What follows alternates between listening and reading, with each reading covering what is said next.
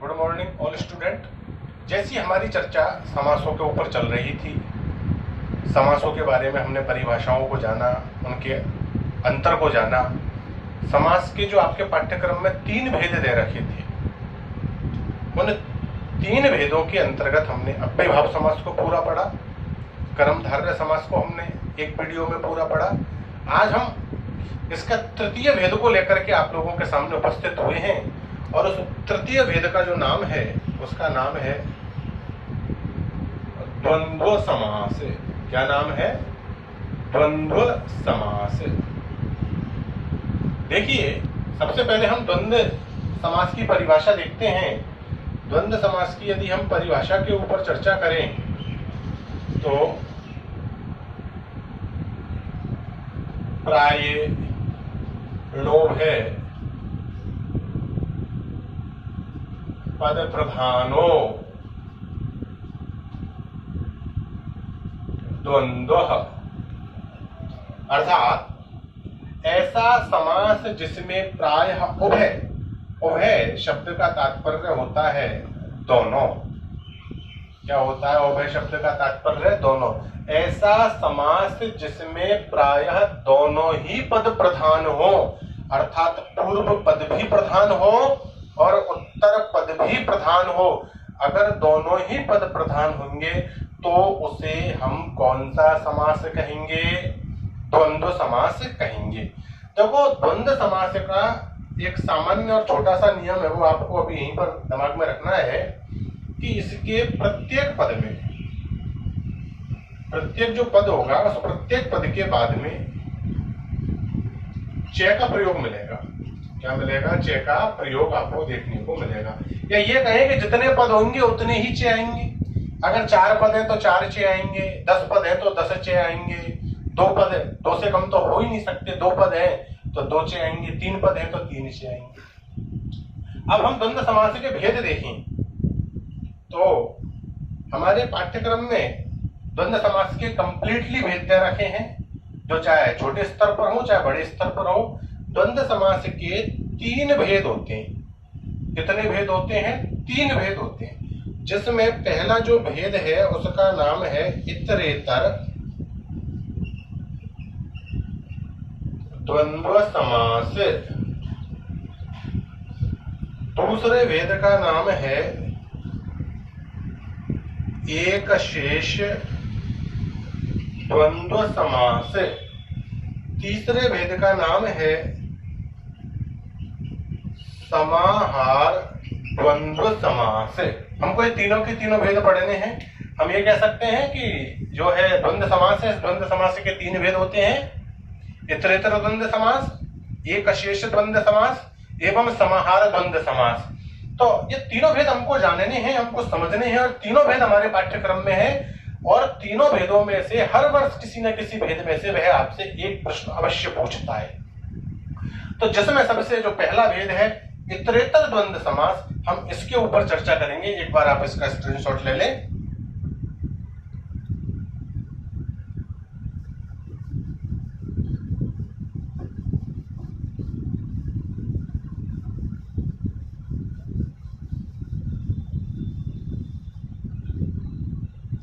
देखो, इसका पहला जो भेद है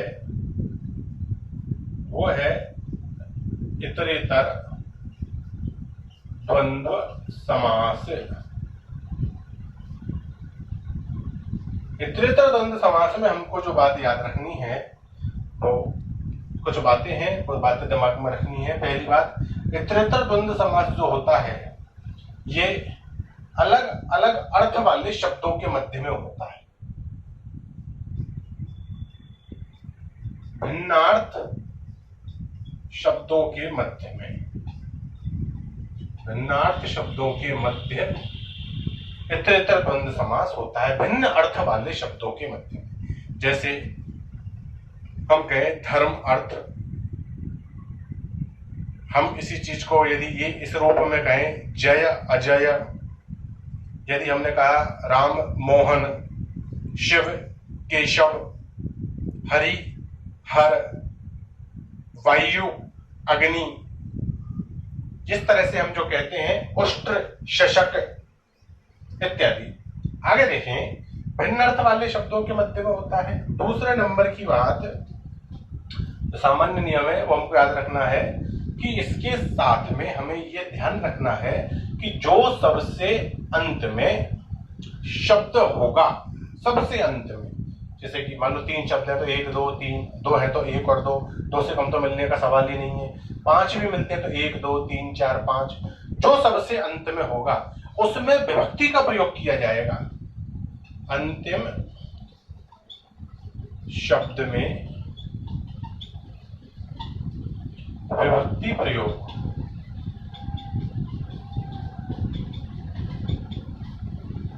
अंतिम शब्द में क्या किया जाएगा, विभक्ति का प्रयोग किया जाएगा। अब ये जो आपके सामने अंतिम शब्द में विभक्ति का प्रयोग आप किस आधार पर करोगे, टोटल देखने पर। यदि मान लो तीसरे नंबर के नियम में ले रहे हैं कि 2 शब्द हैं, क्या है, 2 शब्द हैं, तो कितने वचन हुए, द्विवचन, तो विभक्ति द्विवचन की आएगी। विभक्ति किसकी आएगी, द्विवचन। और अगर शब्द 3 या 3 से प्लस है तो फिर बहुवचन की विभक्ति का प्रयोग किया जाएगा। ये हमको सामान्य बात यहां पर ध्यान रखनी है। अब इसके साथ में ही हम इसके उदाहरणों को क्रमशः देखते हैं। जैसे उदाहरण के लिए देखो, पहला जो उदाहरण है, रामः च लक्ष्मणः च, रामः च लक्ष्मणः च। अगर यदि आप यहां पर विसर्ग के स्थान पर श का प्रयोग करते हो तो भी चलेगा, अर्थात आप स्वयं सारे उदाहरणों पर ऐसा घटा करके देख सकते हो कि बशर्ते विसर्ग होना चाहिए, ये याद रहे। रामश्च लक्ष्मणश्च, अर्थात ये भी सही है, क्योंकि ऐसा विसर्ग संधि के अंतर्गत पढ़ेंगे जब मैं आपको विसर्ग संधि पढ़ाऊंगा। यदि विसर्ग के बाद में च या छ आ जाता है तो विसर्ग के स्थान पर श हो जाता है, तो इसलिए बात एक ही है। तो ये हमारा विग्रह पद है।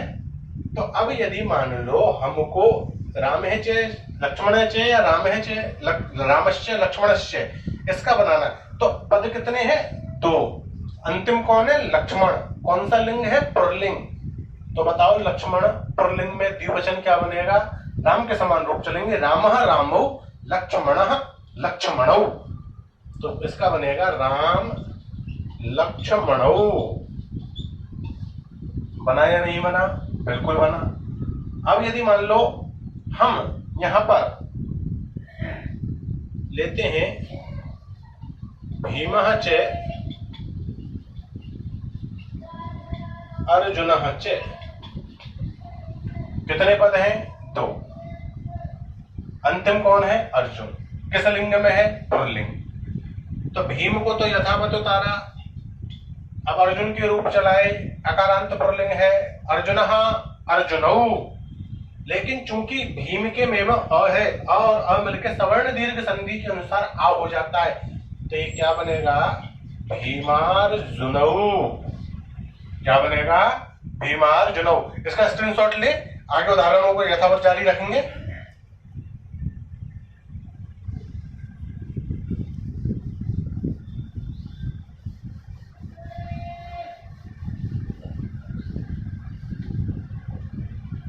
देखें,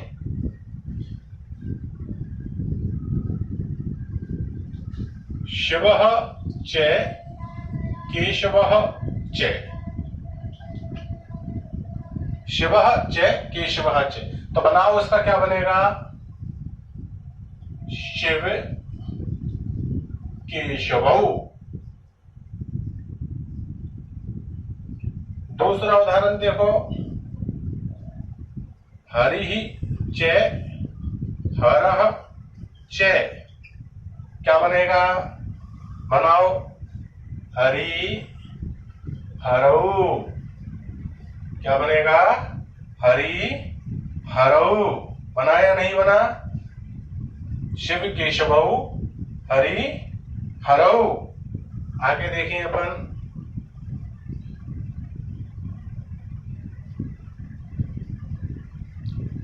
वासुदेवः च अर्जुनः च। तो क्या बनेगा इसका? वासुदेवार्जुनौ। क्या बनेगा? वासुदेवार्जुनौ।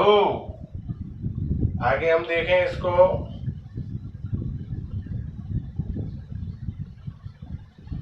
हेमंतः च शिशिरः च वसंतः च। नाम सुने होंगे षड ऋतुओं के। कौन कौन सी होती है 6 ऋतुएं? हेमंत ऋतु होती है, शिशिर ऋतु होती है, वसंत ऋतु होती है। लेकिन ऋतुओं का प्रारंभ हमेशा ग्रीष्म ऋतु से होता है। तो प्रथम ऋतु ग्रीष्म होती है, अंतिम ऋतु वसंत होती है। ग्रीष्म के बाद कौन सी आती है? वर्षा ऋतु, और वर्षा के बाद में शरद ऋतु। हेमंत, शिशिर और वसंत, टोटल 6 ऋतु होती है। अंत में कौन है? वसंत। पुल्लिंग है। राम है रामो रामाः, बसंतः बसंतौ बसंताः। तो हम कहेंगे इसको हेमंत, शिशिर, वसंताः। हेमंत, शिशिर, वसंताः। नेक्स्ट हम देखते हैं धर्मः च अर्थः च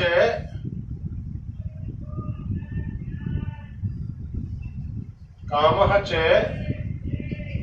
मोक्षः च। नाम सुने होंगे आपने पुरुषार्थ चतुष्टयम। 4 जो पुरुषार्थ होते हैं हमारी भारतीय संस्कृति में, धर्म, अर्थ, काम और मोक्ष। इसको हमने अंतिम मोक्ष 4 है, बहुवचन। मोक्षः मोक्षौ मोक्षाः। तो हम कहेंगे धर्मार्थ काम मोक्षाः। याद रहे, धर्म और अर्थ के मध्य में अकः सवर्णे दीर्घः सूत्र में आपको पढ़ा चुका, दीर्घ संधि के अंतर्गत है। तो यहाँ पर दीर्घ संधि हो रही है, उसको हमको विशेष तौर पर यहाँ पर ध्यान रखना है। आया या नहीं आया?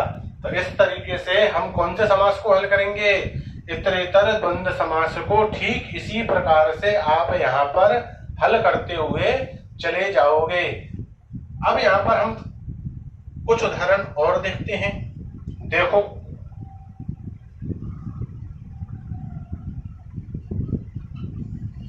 लक्ष्मी च नारायणः च। ध्यान दें सभी बच्चे, लक्ष्मी के प्रथमा विभक्ति एक वचन में विसर्ग का प्रयोग किया जाता है, जबकि लक्ष्मी के रूप नदी के समान चलते हैं। और नदी के प्रथमा विभक्ति एक वचन में विसर्ग का प्रयोग नहीं किया जाता है, क्योंकि यह क्या है? आप्त वचन है। आप्त अर्थात विद्वानों के द्वारा कहा गया वचन है। इसलिए इसे हम आर्ष वचन, ऋषि मुनियों के द्वारा कहे गए अनुसार यहाँ पर मानते हुए लक्ष्मी में किसका प्रयोग करेंगे? विसर्ग का। तो 2 है लक्ष्मी और नारायण। लेकिन यहाँ पर एक सामान्य नियम भी दिमाग में रखना, यदि कभी भी स्त्री और पुरुष आए तो श्रेष्ठ वाचक शब्द का पहले प्रयोग होता है। और श्रेष्ठ कौन माना गया है? स्त्री को। तो लक्ष्मी का प्रयोग पहले है, इसलिए हम कहेंगे लक्ष्मी नारायणौ। दूसरा उदाहरण है इसी क्रम में हम लेंगे माता च पिता च। माता श्रेष्ठ या पिता? माता श्रेष्ठ है, तो माता पितरौ।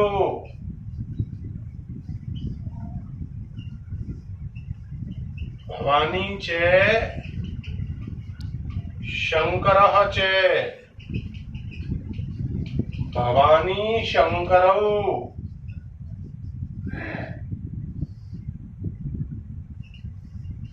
और बहुत फेमस नाम आपने सुना होगा, सीता च रामः च। क्या बनेगा? सीता रामौ। इसी तरह से आप और भी बना सकते हो, पार्वती च परमेश्वरः च पार्वती परमेश्वरौ। गौरी च शंकरः च गौरी शंकरौ। तो इस तरह से हमने किसके जब उदाहरण देखे, इतरेतर द्वंद्व समास के। भिन्न भिन्न अर्थ वाले शब्दों के योग में इनका प्रयोग किया जाता है। प्रत्येक पद के साथ में विग्रह करते समय च का प्रयोग किया जाता है और अंतिम पद एवं उसके लिंगानुसार हम उसमें विभक्ति तथा वचन का प्रयोग करेंगे।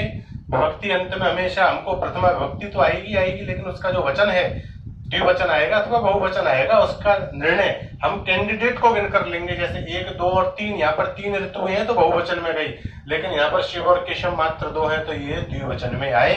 इसी के साथ आपका इतरेतर द्वंद्व समास समाप्त होता है। अगले वीडियो में हम एकशेष द्वंद्व समास को लेकर आपके सामने आएंगे। धन्यवाद।